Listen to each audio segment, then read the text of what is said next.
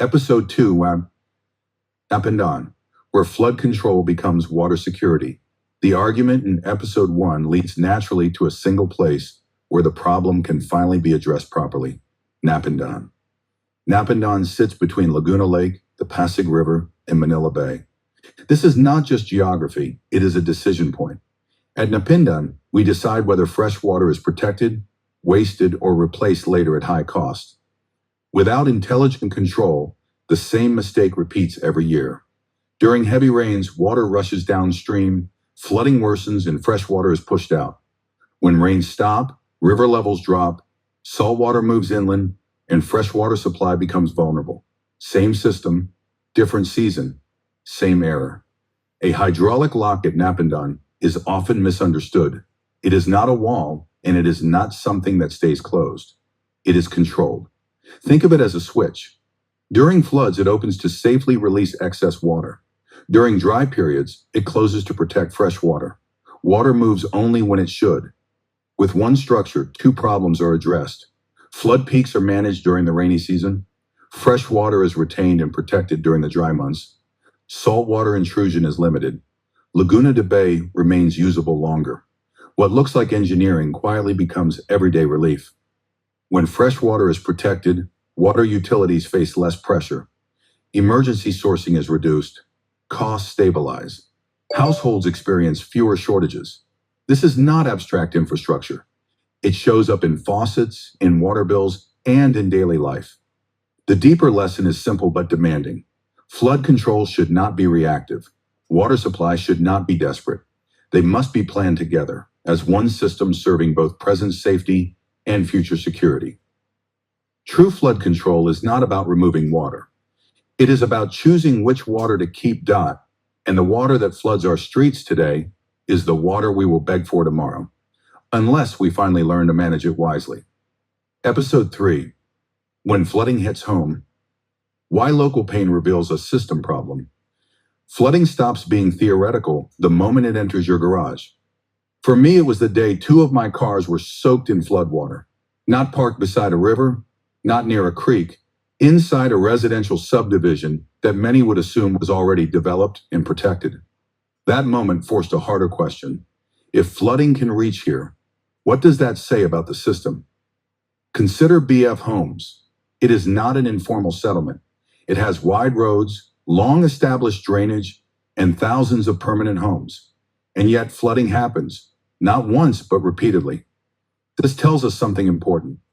Flooding in places like BF Homes is no longer about extreme rainfall alone. It is about how rain behaves once it hits the ground, roof by roof, driveway by driveway, street by street. BF Homes has roughly 15,000 to 20,000 houses. During heavy rain, every roof becomes a runoff source. Every paved surface accelerates flow. All that water enters the drainage system at nearly the same time. The drains do not fail because they are poorly built. They fail because they are asked to carry a surge that was never slowed upstream. What happened to my cars was not bad luck. It was physics. The water did not appear suddenly from nowhere. It arrived because thousands of small decisions, concrete over soil, speed over patience, combined into one overwhelming pulse. This is why neighborhoods like BF Homes are not just victims. They are ideal test cases. Why? Because they sit at the middle of the problem. Dense enough to reveal failure, organized enough to implement solutions, measurable enough to monitor results. If flooding can be reduced here, it can be reduced elsewhere. And here is the overlooked truth. BF Homes does not flood alone. Water that rushes through its streets does not disappear at the boundary gate. It contributes to downstream congestion, pump overload, and flooding in other areas. Conversely, water that is slowed, held, or reused inside BF Homes reduces stress on the entire downstream system. This means solutions implemented locally can generate benefits regionally. The usual response to flooding is to think big, mega pumps, massive channels, billion-peso projects. But BF Homes suggests a different question. What if the answer is not bigger, but more distributed? What if instead of forcing water to move faster, we asked every house to become a small part of the solution, holding rain briefly, using some of it, releasing the rest slowly. This is not an abstract idea. It is a practical shift in mindset.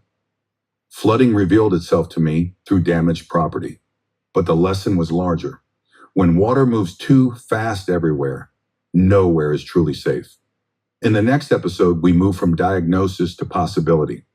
We explore a simple idea, capturing rain where it falls, and why it may work better than many expensive projects combined.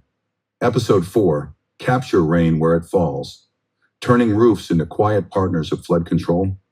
After flooding hits home, the instinct is to look outward, to bigger drains, stronger pumps, higher flood walls. We assume the solution must be large, centralized, and expensive. But what if the most effective action happens before water reaches the street? Capture rain where it falls is a simple idea with powerful consequences. It means treating rain not as an enemy to be expelled immediately, but as a resource to be paused, shared, and partly used, right where it lands. In dense neighborhoods like BF Homes, rain does not fall on fields or forests. It falls on roofs, thousands of them. Each roof collects rain efficiently and funnels it into downspouts designed to move water away as fast as possible. That speed is the problem. When every roof sends water into the drains at the same moment, the system is overwhelmed. Flooding follows, not because rain is excessive, but because it arrives all at once. Now imagine a small change.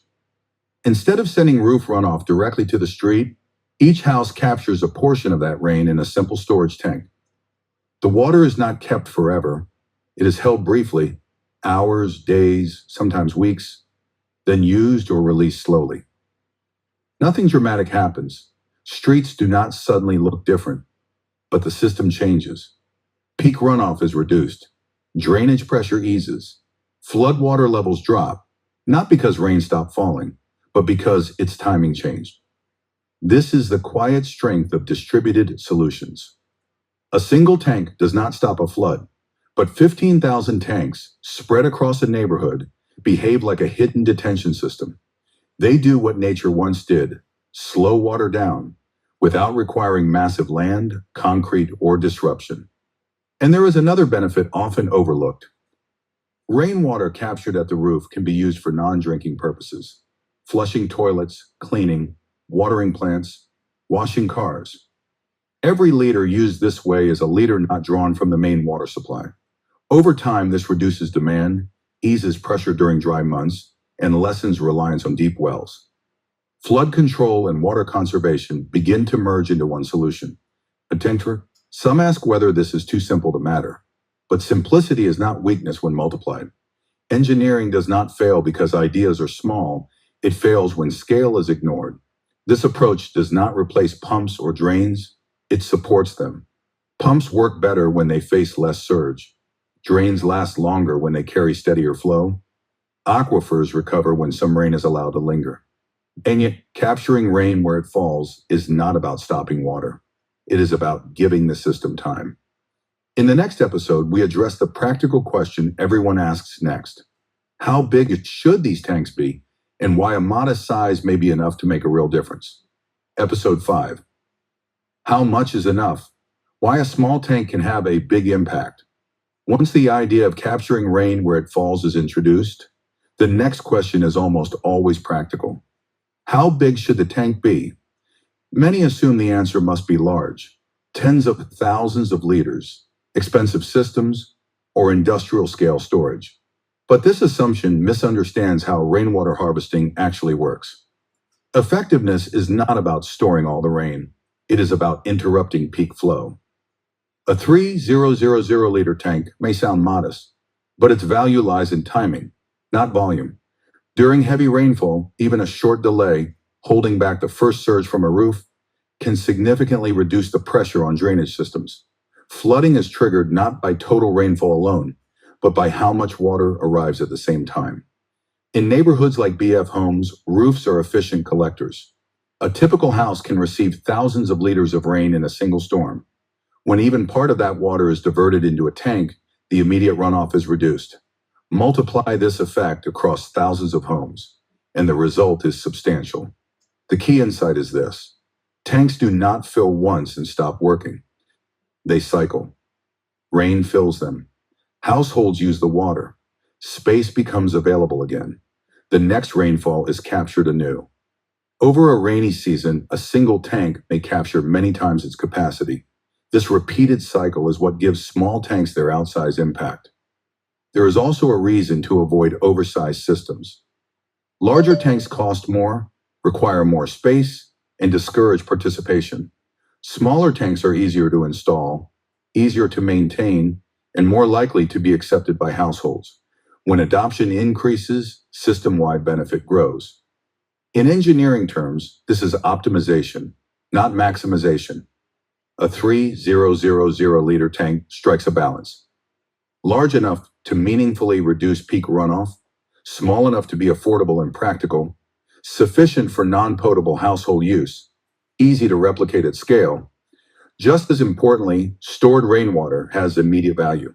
Used for cleaning, flushing, or watering, it offsets demand on treated water systems. This means the same tank that helps prevent flooding during storms also helps conserve water during dry months. The Philippines receives abundant rainfall. Our challenge has never been supply, it has been management. Small tanks work because they fit the scale of the problem. Many roofs, many streets, many small flows combining into one flood. By breaking that synchronization, roof by roof, we restore balance without grand gestures or massive disruption. The question, then, is no longer whether a small tank is enough. The real question is whether we can afford to ignore thousands of small opportunities acting together. In the next episode, we confront the skepticism head-on. Is it this idea naive, or has it already been proven elsewhere?